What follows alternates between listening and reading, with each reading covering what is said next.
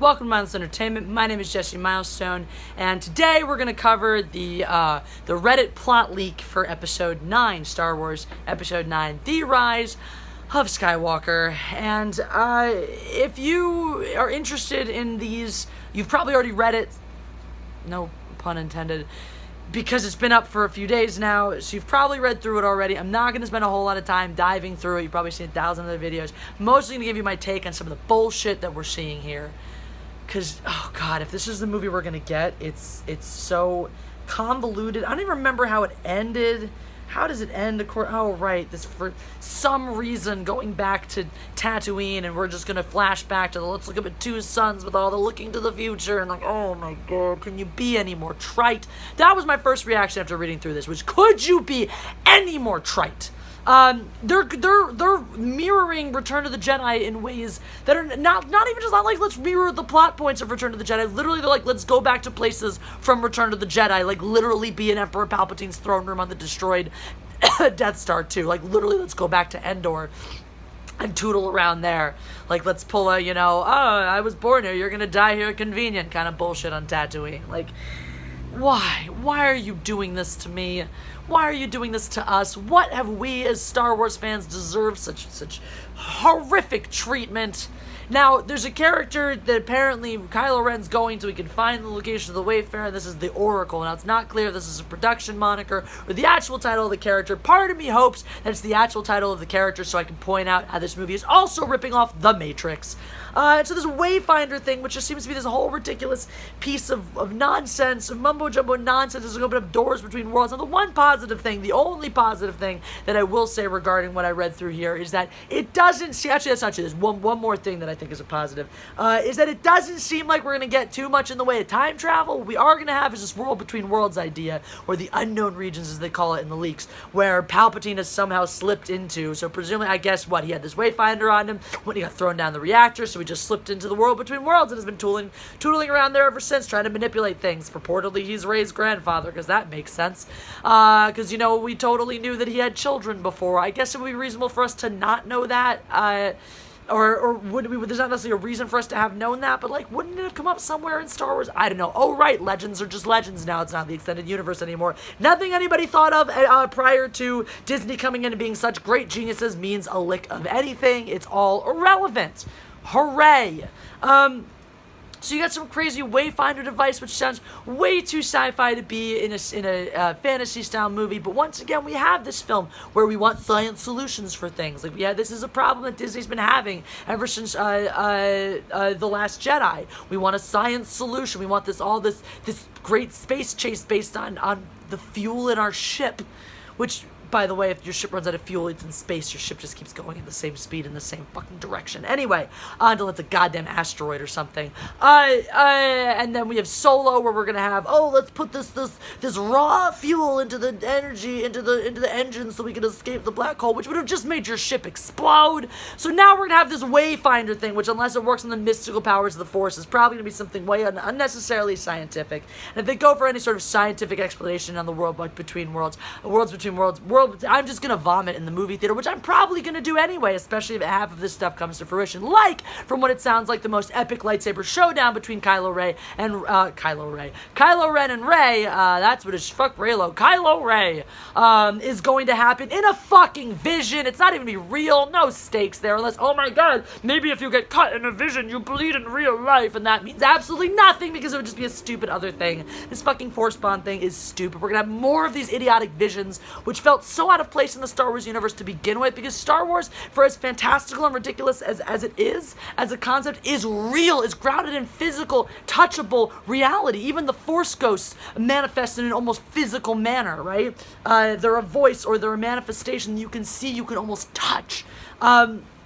Not just a vision, not just a connection in your mind. Star Wars doesn't exist in your fucking mind. It exists in the actual world, in the flesh, in the physical interactions these characters have. Now it exists in a Force bond in your mind. Great, thanks. A+ Disney Star Wars. Well done, you fucking assholes.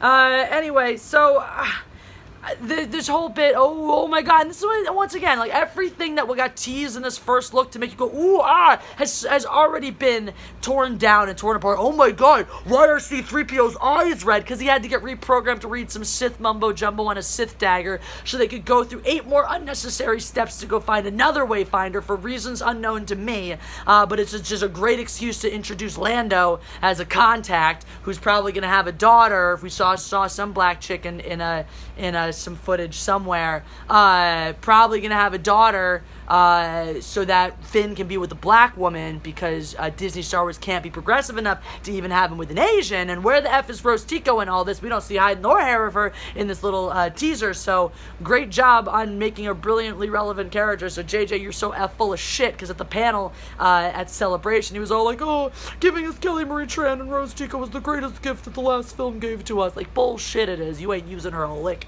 in this movie, so stop lying.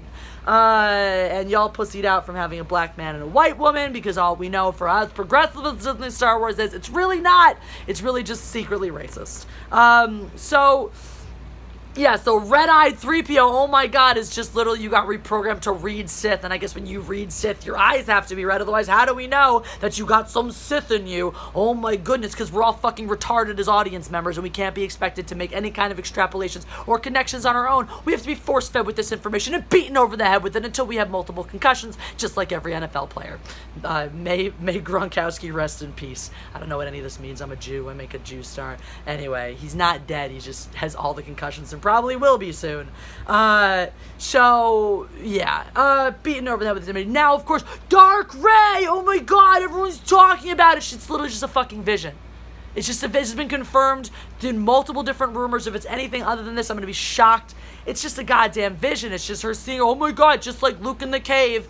And we saw this, let's redo it. We already had our Rey in the cave, seeing herself reflected back at herself in the cave. So we're just gonna have another moment like that where she's like, oh my god, I could be evil. And she's not going to be, because the dark side has no sway over her whatsoever, as we've seen in multiple movies. So why are you teasing this in your first look in the first place when it runs counter to everything you've given us for the character? And then to be so irresponsible to let all this shit leak out so quickly that it's just a fucking vision. Disney, you're really, really hedging your bets on this, and you think you got a great thing, a great movie that you're sitting on, or you just don't give a shit, because this crap has been, this is very early for so many of these details to be leaked, and have so many various sources reporting the same things and cross-confirming, and in some cases having gotten it from different sources of origin. So there's been a lot of cross-confirmation on a lot of these details. I'm not saying everything that we're seeing in this Reddit post is 100% accurate. I'm just saying that a lot of it has a high likelihood to be relevant to the films, like this business that, what we saw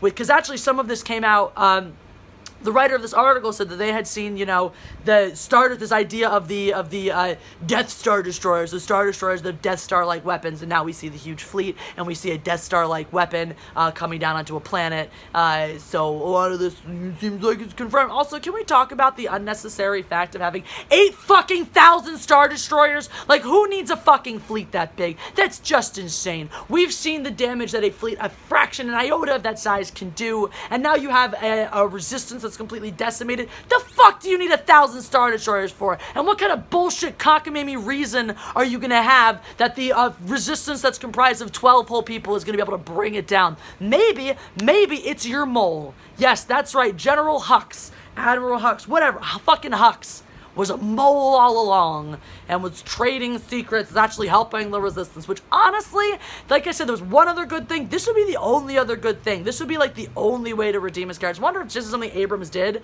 because he saw the way that Rian Johnson treated this character in The Last Jedi and was like, that's pretty shitty. I had big plans for this guy. So instead of being the big baddie, they're like, well, how do we justify him being a complete fucking asswipe in the last movie? Well, he was a mole the whole time, and so he clearly slipped up a bunch because he didn't actually want to hurt the resistance, which doesn't honestly make any sense in the context of the entire film. So you're really gonna have to jump through some pretty tight hoops to justify why Hux is now suddenly the mole, but it at least sounds remotely interesting. If everything I read here, it's the only thing that I didn't immediately see coming and go, well, that's way too fucking obvious, but actually made me go, huh, that could be interesting. That said, everything else that could have been interesting in the entirety of the sequel trilogy has been treated like utter fucking garbage. So my level of excitement is has gone from less than nothing to slightly closer to nothing. And that's about all I can give you from that. So, I don't know, did I miss anything important? No, I didn't, because there's literally nothing important in here. We talked about what Rey's supposed to be the granddaughter of Palpatine or some bullshit like that. That doesn't make any fucking sense. None of it, let's be honest, guys. None of it makes any fucking sense. Because there's no story building up to it. They're trying to start. That's if you look at the way this flows. Okay, so we're gonna start out with some flashback of Luke training Leia so that we can justify why Leia is training Rey, which is just a lot of backtracking to justify the fact that the one guy you have to train Rey and the fact that she's completely untrained, even though she's great at everything, is fucking dead. So we need a reason why Leia's somehow capable of training him. So we're gonna have a flashback scene of that to justify Leia training Rey in the first scene, to justify why Rey's so fucking good at everything all the time, so that's what you have, is you have this setup right away, backtracking, justifying things that should have been justified in the first minute of the first fucking movie, and that's all you're gonna have, is you're gonna have things justifying how we got to where we are to justify us getting to the conclusion. But it's a whole new story that's doing double duty, trying to bridge a gap to other stories that have nothing to do with it, to make us feel like this is somehow one big complete piece, while doing all this extra work to both set up, bring forward, and conclude an entirely new fucking story with characters we barely recognize because they've barely been developed over the course of 2 other fucking films. So if you're excited about this, maybe you're brain damaged, you're really simple, or just have very low standards. I don't know. Anything is possible. A+ for you. Look, if you're excited about this movie, I'm happy for you. I honestly am, because I'm not, and I would love to be in whatever mental state you can be in, where you're like, episode 9 is gonna be great. I'm so stoked. Good for you. A+. Buy some popcorn. Enjoy the fuck out of this movie. I'm going to be vomiting into my bucket of empty popcorn during the entirety of this film. So that's what I'll have popcorn, just to dump on the floor so I have a bucket to vomit in. But anyway, I'm sure it'll be great and totally tons of fun, and Star Wars will be saved.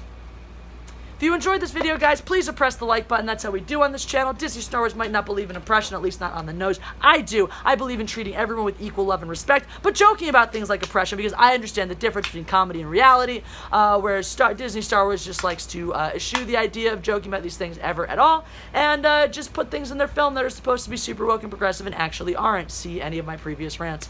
So yeah, press the like button, subscribe to this channel, click the notifications bell in case you aren't subscribed already and notified up. I can English today. It's great. Anyway, videos popping up in the corner. Click on all of them. Click on LA Cheesesteak Review. It's my awesome new channel in which me and a bunch of fellow Philly transplants try to find a decent cheesesteak in LA, largely fail. Hilarity ensues. Click on Get Involved with Me. That'll take you to my links for my Patreon, my t-shirts, amazing designs, original one by that Star Wars girl. That's my favorite shirt of all time. As well as PayPal. Anyways, you want to contribute to this channel, help it grow, get in touch with me. You can follow me on Twitter at Jesse Miles, on Instagram at Mindless Entertainment. Please do consider making a contribution, since YouTube loves demonetizing my videos, which means I can't make money off of them until they review it and realize, oh my god, this is suitable for all audiences after all, which they always effing do. Plus, all of the dollars that you send my way go towards feeding my adorable kittens. So, that's all. That's what I gotta say. God Empress, out.